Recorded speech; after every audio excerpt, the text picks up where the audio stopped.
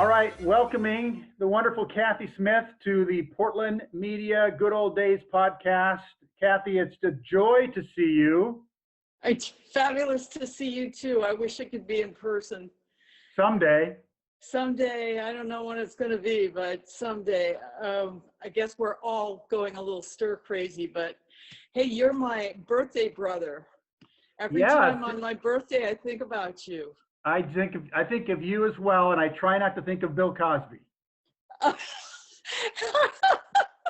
That's the truth. I think about Mark Hatfield because he shares our birthday too, or he did. July 12th.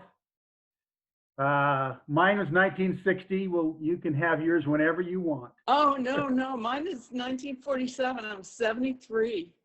Look at you. You look like a picture of health. You know, I came to, well, I'm all gray hair now, but I came to Portland in 1974. And so I was like 26, 27 years old. And where's the time gone? I mean, it's just, wow. Yeah, well, I did 31 years in television. Yeah, I had 30. You beat me. I had 30, but they were all good years too. Did you come from Boston to Portland? Is that my memory? I did.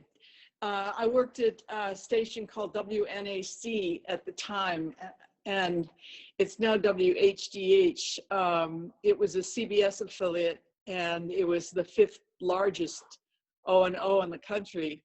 And I just walked in off the street because somebody told me they were looking for a producer, and I didn't know what that was. But anyway, they interviewed me, and a week later they called and offered me the job, and that's how it started. It honestly was just a fluke. And how'd you get on air? Well, that was thanks to the Portland people at KTU. I went looking for a job, and when I came from Boston, my husband was transferred to Portland with his job. And so I came with my 2 kids, and I was looking for a job in TV, and went to Channel 2 and Channel 6 and I did go to Channel 8. But at Channel 6, Bob O'Donnell was the director, and he did a 5-minute rip and read audition. And then I went to Channel 2, and they said, "Do you have anything on tape?" So I called Bob O'Donnell, and he said, those big 2-inch tapes. Oh, yeah. He met me in the parking lot and said, "Don't tell anybody that I've done this." And he gave me the 2-inch tape and said, "Tell him to only look at cut 3 or something," because there were a whole bunch of other audition tapes on there from other people. And damn, if that didn't do it, I got the job, and I said, "What am I going to be doing, writing or producing one of your shows?" Because that's what I eventually ended up doing in Boston. And they said, "No, you're going to anchor our morning news story." And it was the first day I got on the air was Labor Day. And there was nobody awake on Labor Day. Of course, yeah, that's a good practice. Yeah, and I had a swivel chair, and we had no teleprompters then. No. So all the people at home saw was like this. I sat there swiveling in my seat and looking up and down. So, Bob O'Donnell still has that audition tape. Does he really? Yeah, he does. That's funny. You did an audition at Coin, and you used that tape to get the job at KGW. Exactly. That's how fun it was back in the old days. I mean, seriously, no, people were just generous, you know, and if you remember, as your long career, you know, everybody helped each other. There was no real competition. I mean, it was great if you got a story on the air before anybody else, but, you know, it wasn't. I can remember being at a football game, I think in Corvallis, and the other station, which I was at 8, 2 or 6, their cameraman ran out of a battery and couldn't finish the game. And the photographer that I was with and me, we just took one of ours and said, here. I mean, we didn't want the guy to lose the job because he didn't get the game. Exactly. We used to do the same thing. It was always batteries, you know, everybody was always running out of batteries. And in those big, you know, those big group interviews where you got 4 or 5 cameras and 4 or 5 reporters and microphones, I often remember having photographers for other stations who were there by themselves without a reporter. And, you know, they're trying to shoot and hold the microphone. Grab up the microphone and hold it. And put it up there with yours. You know, that was the good part of TV. And sad to say, I think that's changed so much now. And I don't think I would really want the job right now. Oh, people ask me if I miss it. And I've only been out for 4 or 5 years. I loved it. Just like you did. And I loved it. And we did a good job of covering the news, but I am so glad that it's not my business now. Yeah, I feel the exact same way. And I blame the Reagan administration, to be honest with you. I mean, as soon as they got rid of the fairness doctrine and deregulation. How many stations you could own. And how many stations you could own. And then also, you know, just the idea that you could put a network like Fox together, which, you know, it doesn't purport to be doing news. It's opinion, you know, and based on news. So, I mean, that opened the floodgates. And I can understand why people are hesitant now and question, you know, because they've muddied the water so much. I mean, remember, Carl, we used to go out, do a story, talk to the people involved, then get 2 more references that supported that story. Both sides. But yeah, both, and you would do both sides. You would get people on both sides of the issue, and everybody was really straightforward then. But it's not the same anymore. When I left K2. They'd been bought out by Sinclair, which is right. It wasn't the reason that I left, but it would have eventually. Of course it would, and all those good people working there, and having to toe the line, the Sinclair line, and you know, just the idea that they can own hundreds, or not hundreds, but dozens of stations all over the country, that really. How do I want to say, give a slanted kind of view of what's going on in the world. It desaturates the information. It sure does. Let's see. So part of my deal here is I don't do any research. I just ask questions on what I remember. Oh, good. But did you work with Richard Ross at K2? I did. Talk about legend. Well, it depends on. Well, wait a minute. A journalistic legend. I don't know about the other side. Well, even that too. I mean, you know, there's a lot of stuff that people don't know or don't understand about some of the people you see on television. And let's just put it this way. He was not for instance, he was he came in as the news director from KGW. Right. And the anchor. And so I had been there for a couple of years before he showed up. And unfortunately, in order to bring him over from Channel 8, they offered him the news director's job as well as being the main anchor. And so at one point, I had to go in and ask for a raise from the guy that I was sitting next to at night. And he actually told me that I didn't have the same intrinsic value as the men on the set. So I have a very jaundiced view of Richard Ross. You know? I'm sorry I brought it up then. You know, I grew up, but think about it. I grew up watching Richard Ross, Ivan Smith, Ted Bryant. Oh yeah. I mean, that was old school It was. unfortunately, men's journalism back then. It was. Uh, I you once I Go ahead. once asked Ted Bryant when we were doing a symposium, on news, and it was on a Saturday, so it was off day for me, and I joined this group. And I asked him, how come you don't have any women anchors? And this was back in, like 78, something like that. And he said, because we're number one without them. He actually said that. Wow, yeah. I think that's really interesting. Is you started in the business as one of the lone women, especially in the Portland market. I mean, you broke barriers along with Robin Chapman, Janine Navarro, Right. a lot of other women. Right. You look at our TV news in Portland now; it's full of women, incredibly competent. Lead anchors.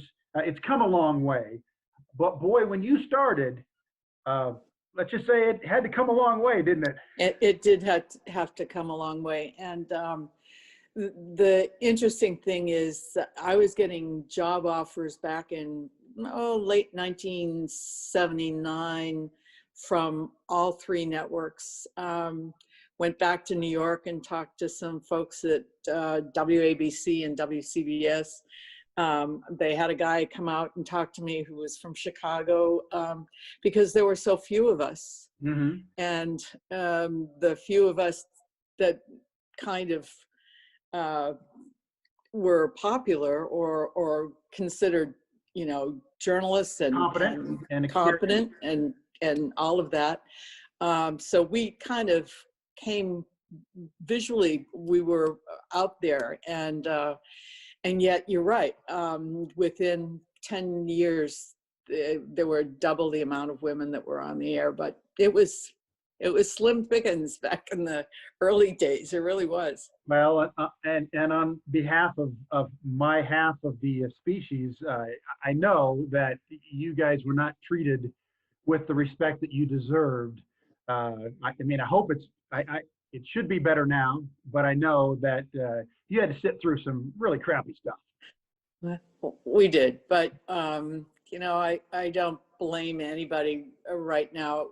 That was how things were back in even Herb talks to me about, he was in the brokerage business in the early 70s, and how things changed for women in the brokerage business too. So it was across the board for a lot of women back in the 70s and 80s, just trying to, get a firm grasp in their business was hard.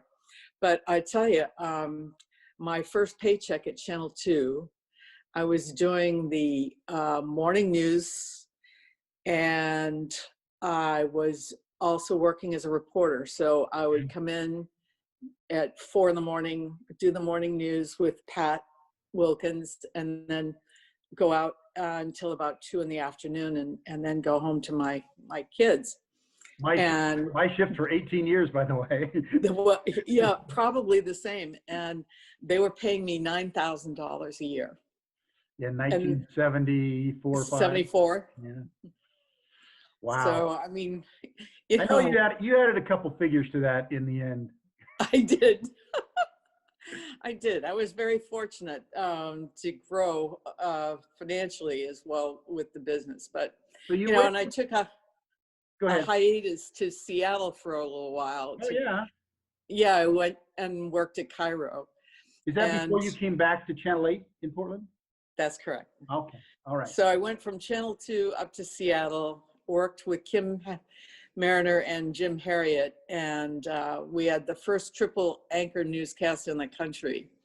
And unfortunately, by the time they got down to me, it was Kim Mariner here, Jim in the middle, me, and I always got the Sonny and Cher stories, but so I used to go into the news director's office and I want some stories. I want corruption. I want crime. Exactly. I want gravitas, Anyway. Well, we were lucky you came back to Portland. I had the joy of going on a high school field trip, and we came to KGW. I sat in on Craig Walker's radio show we did, and then we sat in the studio and watched you anchor the noon news.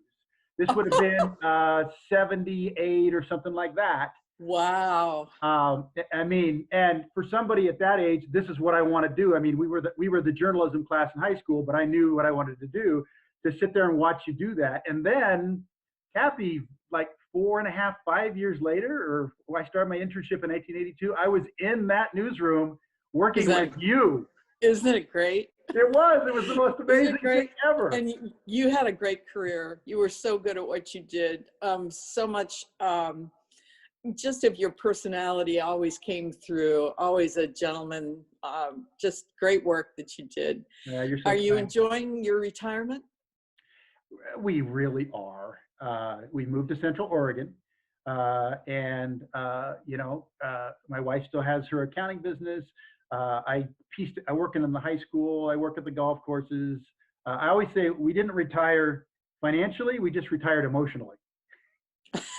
So we're piecing together enough to do that kind of stuff. But Central Oregon's a great place to be. It is. So you worked with Ralph Wenge at Channel 8. You anchored with him. I did. And then, you know, Ralph Wenge is boring compared to your years with Bill Lagatuda. Do you know that I still am in touch with Bill?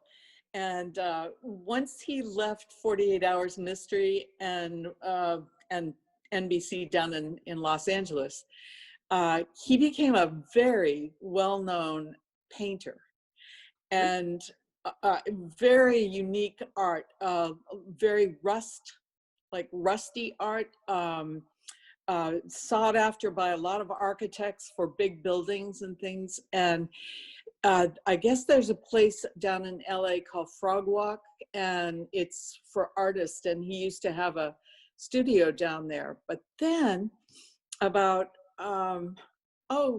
4 months ago, he got in touch with me, maybe 5 months ago, and told me that he and his wife had bought a farm up in central California, and that I wouldn't recognize him because he's out there with the other farmers talking about their hay yield. And I was thinking, my God, this is a guy that I once lit his scripts on fire with my cigarette lighter while he was reading. And now you guys were pranksters. We were. Mostly on the newscast, you couldn't tell, but those of us behind the scene knew that the two of you treated each other like stepbrother and stepsister. We were. It was so funny.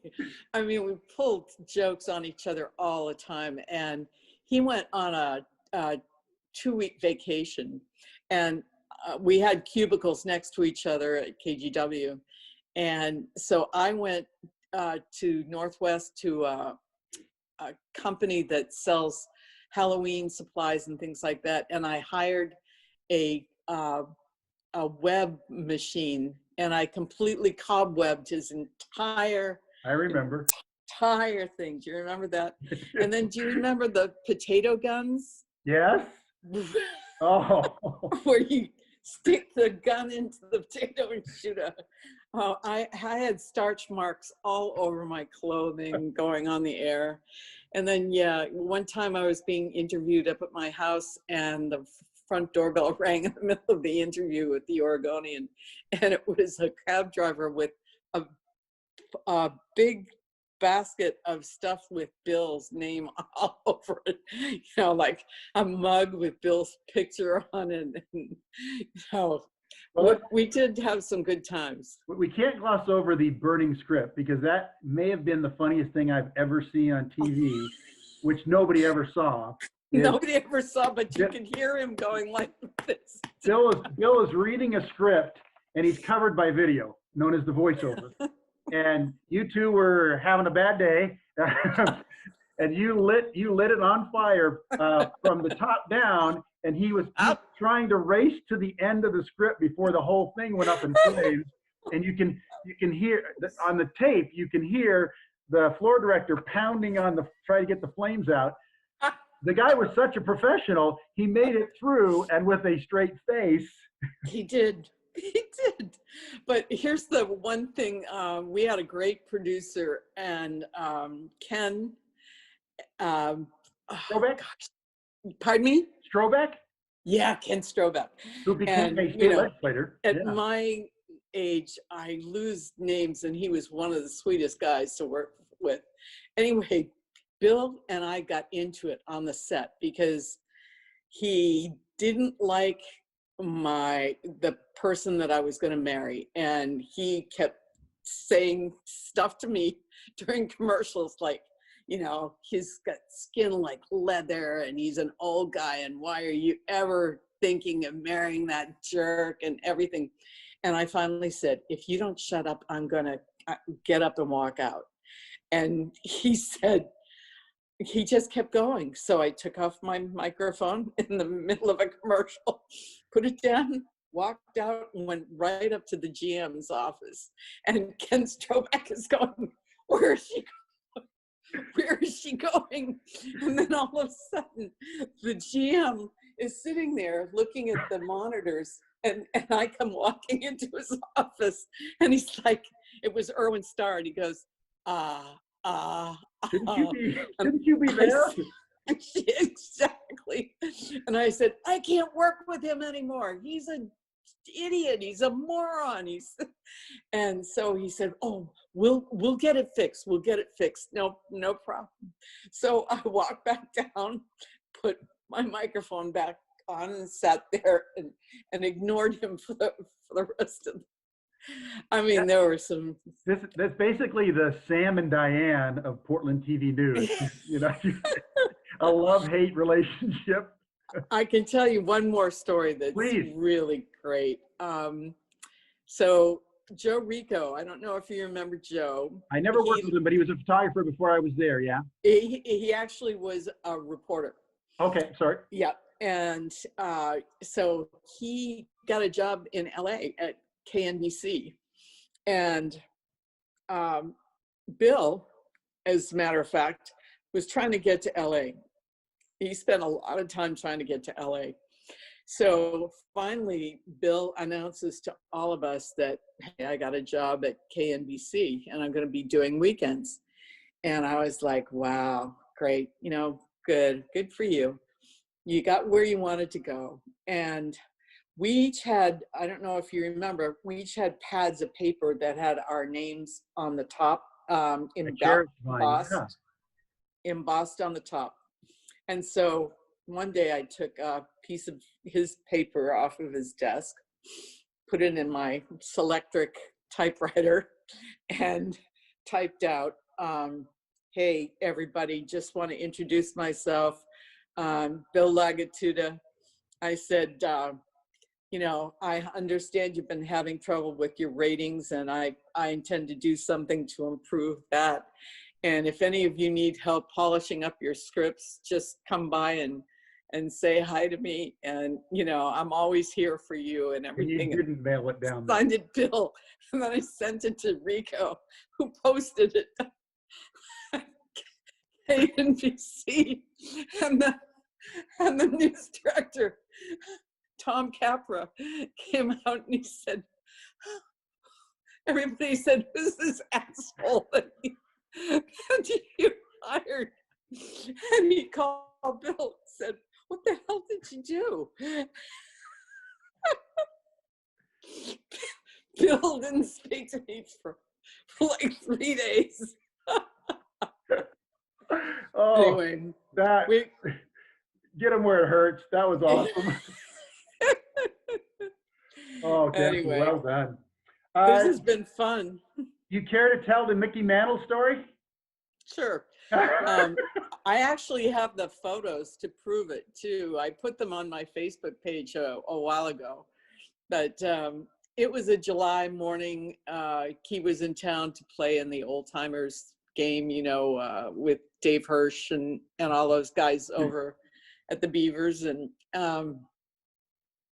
he came into the studio drunk, and he was with Ernie Banks, who was a real gentleman, I bet. and he was a gentleman. And so we're getting mic'd up. I had a pretty summer dress on.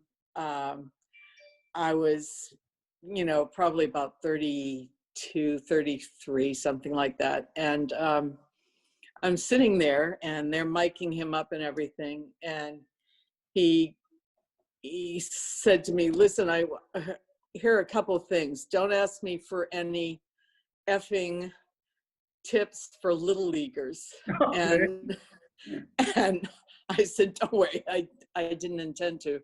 And then he goes, this is before we start rolling the tape. And then he says, he starts leaning forward and he says, what you got underneath that dress? And he pulls up my dress, or he started to pull up my dress, and you see my face, and my face is like this in the photos. And I'm not kidding you, everybody was just, they couldn't believe that it was happening. And it happened that Dwight Jeans was in the room at the time, and so were some, but one of our directors had his own camera there and took the in sequence of him moving, running. I'll send you the photos so that you can see them. And seriously, after that, he left our place. It was summer. There were some pretty girls in a convertible right outside of 14th and Jefferson, and he jumped into their car and they had to pull him out.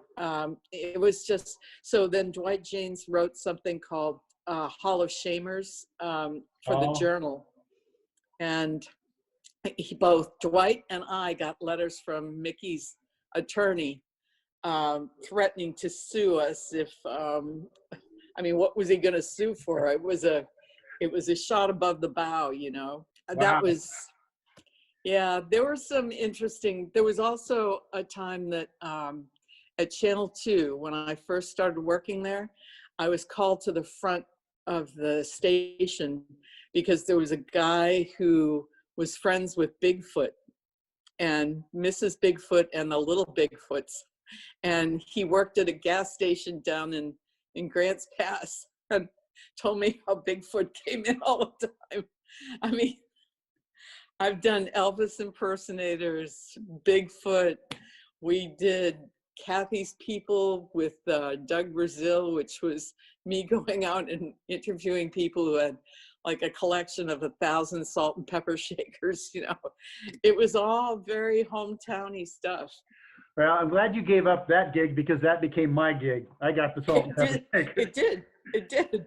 You've, I remember talking to you before. You've interviewed presidents. You just posted that you were good friends with Chuck Yeager. He just passed away, and I know you've been friends down there where you live. What happened was he was on the board of directors of Louisiana Pacific, and I was a good friend of Harry Merlot's, and so they would invite me, especially when I was between marriages. They would invite me to go with them on trips to Washington, D.C. and stuff. And so Chuck was always there, and we'd go on the G4, Louisiana Pacific's G4, and fly from Portland to Williamsburg or Washington, D.C. or wherever. And Chuck was always the guy that sat next to me.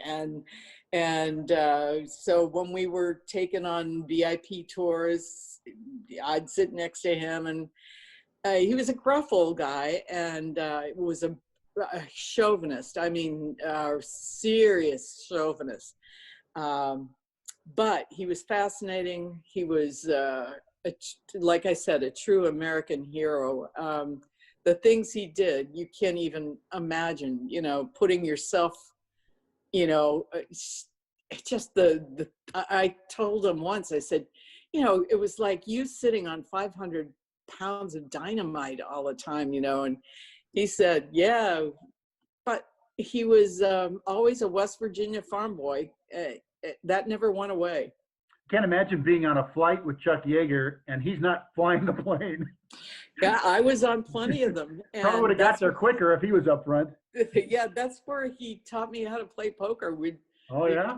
We'd play poker all the way to Washington D.C. with the rest of the people that were there. But yeah, and I've had the privilege of interviewing presidents and first ladies and senators and being on first name basis. And I guess one of the highlights of my career would have been when a good old buddy who worked for the Air National Guard and was a wonderful reporter, Larry Sturholm, arranged for me to go up in an F-101 and then an F-4 a few years later. And then, oddly enough, the general of the Air National Guard was General Carson, Wally Carson, and Wally happened to be the Chief Justice of the Supreme Court in Oregon. And so I got to be friends with Wally, and then eventually in 2 or 3 days, it will be my 20th wedding anniversary, and Wally married Herb and I. Yeah, nice. It was really cool. That's pretty high up with his credentials. Yeah, I said this is the last one because it's done by the Supreme Court Justice, Chief Justice, and it's stuck for 20 years. I've never been happier, truthfully. It was such a joy. I mean, for me, growing up in Portland and to work with you and other people at Channel 8 who I kind of idolized, was really a dream come true. You left us and you ended up at Channel 12 to end your career, right? I did, and I had a wonderful time there too. Doing the morning, Oregon, right? Pardon me? Did the mornings at 12, yeah. Yeah, so what I would do is I would get up at 1 a.m. and go into the office at 2, and then I would, we started off at 5 and then we went back to 4 a.m. So I would do 4 to 9 and then make a few phone calls and then go home and sleep for 2 hours on the couch, But it was a great group of people, and it was a good way to end my career. Unfortunately, it ended abruptly because I had an accident at work, and my IFB was really a problem. It was problematic for me for months and months because there was a lot of rebound sound, and so I would always be adjusting it. And one day everything in the studio was quiet. We were in a commercial, and all of a sudden, when they open your mic, like 3 seconds before the commercial is over, they hit the wrong switch, and I got 200 decibels of feedback in my left ear. And it's left me with real severe tinnitus, and still right? So bad that I'm still on medications 20 years later because it was a real what the doctors up at OHSU said was it was a traumatic brain injury, actually. And so I had to go to physical therapy for 1.5 years to learn how to get my balance back and everything. And it took a toll. There's a lot of other stuff that happened as a result of it that was very unhappy for me for 5 years. Just, they put me on some meds that were really not right. So I had to deal with that. But better now? No, but it's just, it hasn't been habituated. So I hear it all the time. Oh, I'm sorry. And I lost hearing in that left ear too. So that's what ended my career, because that day I went up to OHSU, had an MRI done, and the rest is history. They just said, you're done, because you can't wear an IFB in the other ear, because if you ever have another accident, you'll be deaf. Yeah. So that was kind of it. So have I given you enough? Oh, absolutely. Oh. Although we could talk forever. We could. but you're in California now, right? We And are in La Quinta.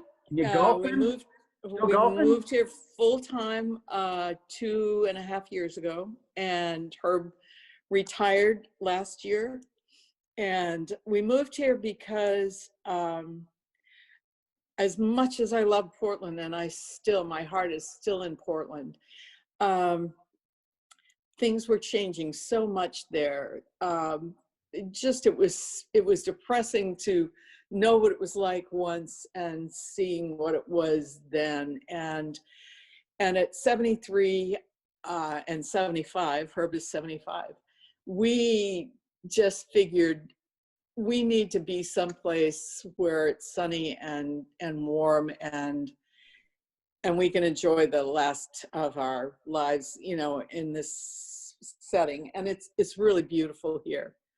Well, I mean, I get to see on Facebook, and it sure looks like you're enjoying things, and you sure deserve to enjoy this Thank time of you. your life with Herb. I thank you for this time, but I just want to thank you for all the time because, like I said before, not to make you feel old, but I did grow up watching you, and then I got to Thank work you. with you and call you a colleague, and that is just one of the great honors of my life. Oh, you're a sweetheart. Well, And likewise, I met so many fabulous, talented people in my life, and you are one of them. I just want to say one thing before I go, and if anybody hears this before Christmas, is for years I was on the board of the Oregon Food Bank, yeah. and one of my huge interests in life has always been food insecurity, because 20 years ago I did a story on food insecurity in Oregon, and 1 in 4 children in Oregon 20 years ago was going to bed hungry at night, and that hasn't gotten better. And so I just made a huge contribution in my children's names to the Oregon Food Bank, and there are so many other food banks that are just as needy. So if anybody's listening and wants to do something really wonderful, please feed somebody this Christmas, because we need it more than ever. Or after Christmas. Or after Christmas, or any time, because this pandemic isn't going away. Yeah, yeah. Well, someday we will see you post-pandemic, my good friend. Thank you for I hope spending so. this time. So wonderful to spend time with you. Thank you for thinking of me. And I send my warmest wishes to everybody in your viewing and listening audience. All right. Oh, thank you so much, Kathy. Mwah.